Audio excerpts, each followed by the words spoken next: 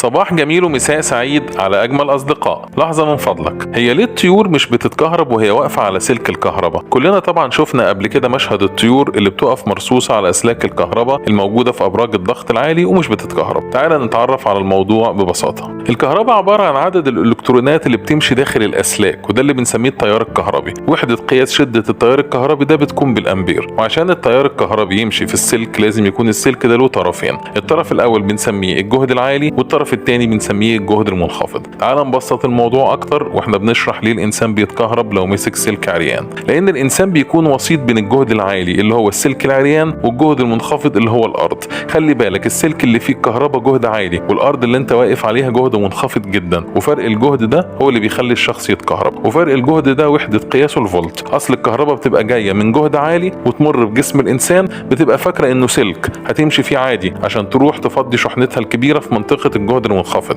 اللي هي الارض. فالانسان طبعا بيتعرض لفرق الجهد ده بفولتات كبيره، عشان كده بيتكهرب. فلو كان الانسان طاير في الجو ومسك سلك الكهرباء ما كانش هيتكهرب. يبقى المشكله انك بتكون واقف على الارض، وده اللي بيفسر ليه الطيور مش بتتكهرب وهي واقفه على اسلاك الكهرباء، عشان هي مش متصله بالارض، فالكهرباء بتمشي من تحت رجليها عادي. لكن خلي بالك في طيور بالملايين بتتكهرب برضه وتموت، وده لان الطائر ممكن وهو واقف على السلك يلمس العمود اللي مربوط فيه السلك، او يجي يطير يلمس سلكين في نفس الوقت. مش كل الاسلاك بتبقى زي بعضها نفس الجهد، فبتتكهرب وبتموت. عشان كده بدأوا يفكروا في حل، بدأوا يسيبوا مسافات كبيرة بين الأسلاك المتوازية اللي بتبقى راكبة في أبراج الضغط العالي، عشان يحموا الطيور من احتمالية إنها تلمس سلك تاني وهي واقفة على نفس السلك فتموت. برضو أحيانا بيعملوا عازل للأسلاك لحماية الطيور.